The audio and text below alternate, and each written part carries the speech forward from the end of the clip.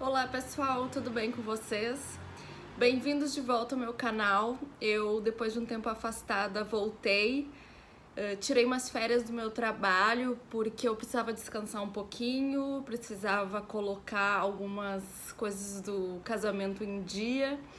Para quem não sabe, nesse período que eu andei afastada, eu e o Bruno noivamos e está sendo um período bem bacana, divertido, rico e cheio de novas emoções pra gente. Então eu resolvi dar um foco especial nesse momento da minha vida. Tinha umas férias atrasadas já e por isso tô aqui disposta e feliz pra gente voltar a conversar no canal.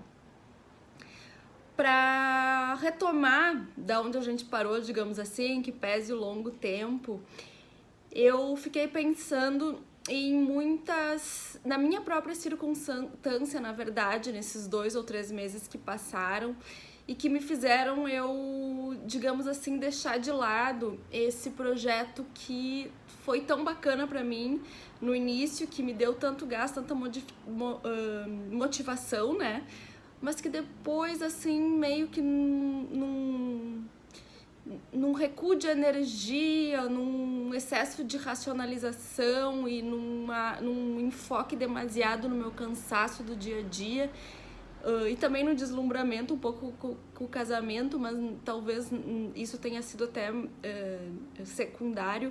Eu acabei me distanciando desse meu projeto pessoal, na verdade, né? Porque fazer um canal no YouTube, vir aqui conversar com vocês, pra mim hoje é um desafio pessoal que não que eu tenha me imposto, porque eu não preciso, digamos, isso aqui, mas que eu me determinei pra mim, haja vista que eu acho que eu tenho bastante conteúdo e gosto de me comunicar e às vezes falta um meio de isso poder se materializar. Mas enfim, enquanto eu tava nesse período ausente, eu observei em mim mesma uma certa letargia, digamos assim, um certo excesso de pensar, fazer vídeo, não fazer, o canal dá trabalho e de fato dá. Eu não tenho esse dom, digamos assim, de vir aqui conversar com vocês e simplesmente expor minhas ideias sem pensar num cronograma, sem pensar um pouquinho e sem organizar. Tô cheia de livros aqui na minha frente, né? Organizar meu pensamento. Tem um pouco a ver, claro, com os temperamentos, né? Eu aproveitei também esse momentinho das férias para retomar algumas leituras, e esse foi um livro que eu retomei, que eu já tinha comprado há um tempo, que é o do Dr. Ítalo Marcílio, Os 4 Temperamentos. Eu indico fortemente que as pessoas estudem, se investiguem, façam os testes do temperamento, já falei para vocês num outro vídeo. E eu tava retomando a questão da melancolia, né, de como o melancólico ele peca. Ele, em geral, é um bom tomador de decisões porque ele analisa demasiadamente, pormenorizadamente todos os pontos, né? Ele se deixa envolver demasiado pelas circunstâncias, até às vezes que não são tão importantes para a resolução, mas ele se apega a tudo isso. E eu comecei a me dar conta que eu estava muito, digamos assim, com o meu temperamento demasiadamente ativado, né? E vivendo talvez até não só os aspectos bons dele, mas aqueles aspectos que eu preciso trabalhar para contemporizar, né? Então, assim, eu tava me sentindo muito letárgica, tava me sentindo sem ação, tava me sentindo sem capacidade de agir, sem capacidade de distinguir até que ponto era um cansaço físico, até que ponto eu realmente não tava querendo transcender aquela preguiça existencial, aquele niilismo existencial, que esse é um assunto que eu quero muito conversar com vocês aqui no vídeo também, essa questão da gente ter um zero de vontade e de dar vazão a isso, né? Esse nosso niilismo da vontade, ou seja, essa coisa, esse sentimento, essa resistência do ponto de vista filosófico que faz a gente se acomodar num estado que daqui a pouco é exatamente o oposto do que a gente deseja para nossa vida, né? Feito esse contexto, digamos assim, do que eu estava pensando antes de voltar e antes de tirar minhas férias, por conta de tudo isso que eu observei no meu comportamento, né, de fugir daquilo que eu havia me proposto, eu me lembrei de um livrinho que eu li há um ano atrás, mais ou menos, e que é esse aqui, que não é nada, não é um livro até meio bobo, digamos assim, né, que é O Milagre da Manhã.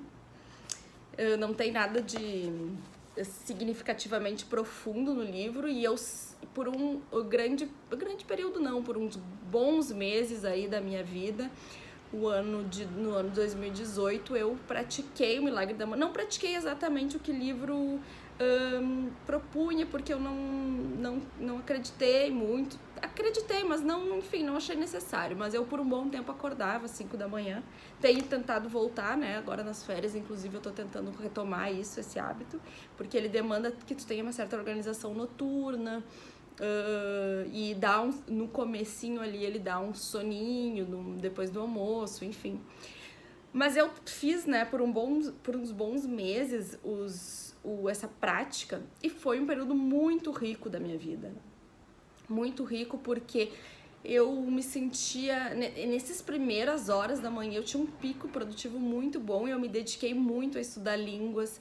Eu tinha muita consistência no exercício físico, eu gosto muito de me exercitar, mas eu tinha uma consistência, assim, de fazer aula de musculação, vários projetos eu toquei, assim, e a minha casa era mais organizada, né, a minha mente, mas é difícil realmente tu manter essa sequência por muito tempo, e talvez tenha pessoas que nem tenham, né, essa característica, algumas pessoas são mais notívagas, enfim, ou não tem necessidade mesmo, tá tudo bem na sua vida, não quer se desafiar nesse sentido, e tudo bem, mas pra mim foi bacana, e eu até pretendo retomar.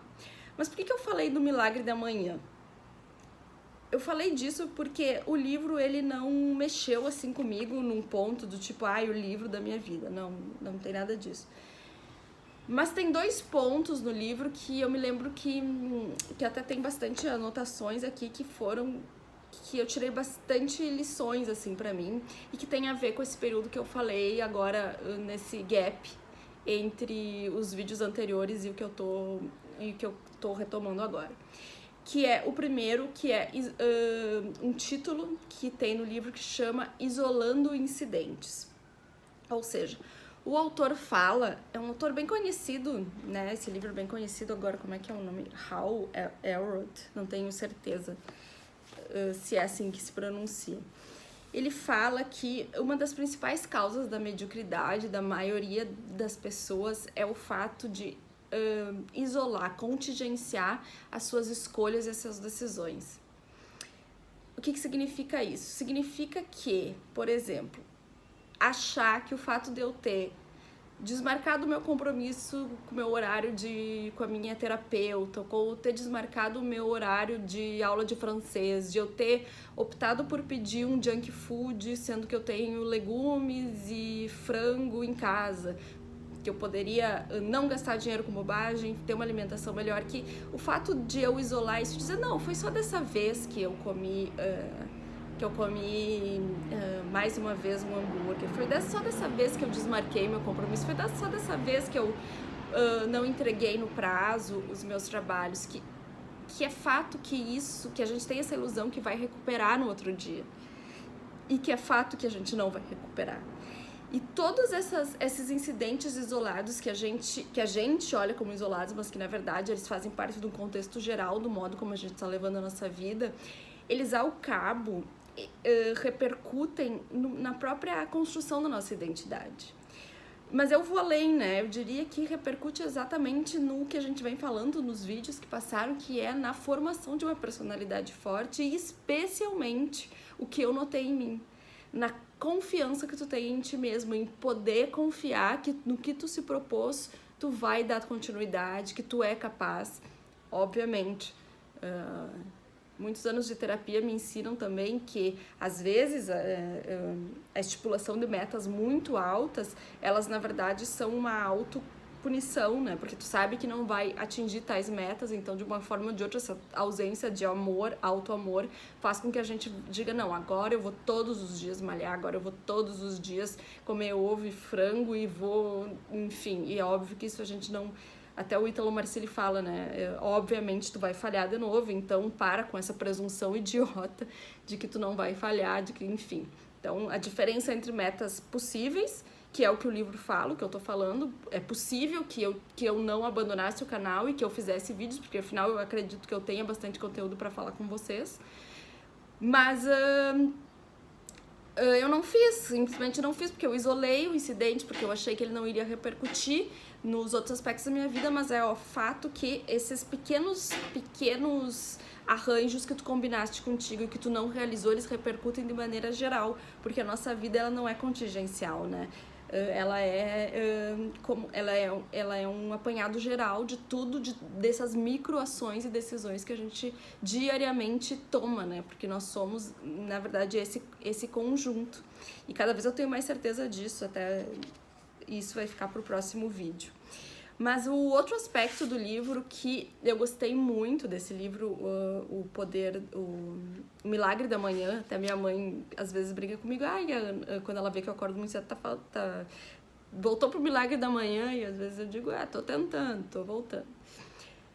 Mas enfim, o outro ponto bem bacana que ficou marcado pra mim desse livro e que veio também à tona é desculpa se eu não lembro exatamente o termo, mas é a ausência de urgência, ou a falta de urgência que a gente tem para introduzir essas pequenas mudanças ou retomar, na verdade, esses comportamentos, essas decisões, essas ações que possam melhorar o nosso desenvolvimento pessoal. A gente sempre acha que vai amanhã conseguir retomar, não, mas amanhã eu vou acordar. A Mel Robbins, eu gosto muito dela, ela tem toda essa pegada PNL e tal, e ela fala muito sobre como ela criou, né, as regras dos 5 segundos, 5 segundos, se eu não me engano, que na verdade ela passou por um período que ela toda noite se prometia que ela ia acordar no outro dia e ia fazer tudo, e no outro dia, e na verdade a gente sabe que esse outro dia nunca chega, ou a gente se levanta e faz, ou nunca vai se resolver, e daqui a pouco, como o próprio livro diz, daqui a pouco tu se acordou, e como aconteceu comigo, inclusive, acordou e pensei, PQP, onde é que eu parei? Por que eu não continuei? O que eu fiz nesse período? Por que eu deixei a letargia me pegar? Por que eu não dei voz ao meu propósito, que era me desafiar e vir aqui conversar com vocês? Certo? Porque, na verdade, é o pensamento mágico que a gente tem, que é magiquíssimo e que é bem comum, que a gente, muitas vezes a terapia traz isso, mas como a maioria das pessoas não faz, eu acredito que a maturidade tem essa maturidade real tem essa capacidade de ver que o canal da TV não vai mudar, tu vai ter que se levantar, pegar o controle, se ele não tiver, apertar no botão e trocar. Então, assim, as coisas não vão acontecer por si só. A gente precisa ter esse senso de urgência de operar na nossa vida as modificações, ou trazer para a nossa vida os hábitos, as ações, ou mesmo os comportamentos, principalmente isso, nos comportamentos que a gente queira alterar, ou aqueles pequenos hábitos viciosos que a gente tem, que são tão degradantes para a nossa alma. Bom, gente, eu voltei, espero que vocês tenham gostado desse vídeo, tenho um mundo de coisas aqui pra gente compartilhar, e eu espero que vocês voltem a interagir comigo. Eu gostei muito dos feedbacks que eu recebi nos últimos vídeos, e não deixem que eu volte a um estado um estado muito melancólico de não quero gravar vídeo, isso tá... eu tenho aspecto que eu não gosto disso nos meus vídeos, eu falo muito assim, eu falo muito assado, isso dá muito trabalho. Gente, vamos aqui se motivar e botar pra cima e ir pra frente com os nossos objetivos e com os nossos autodesafios, porque ninguém sabe mais o que a gente precisa desenvolver que a gente mesmo, tá certo? Um beijão!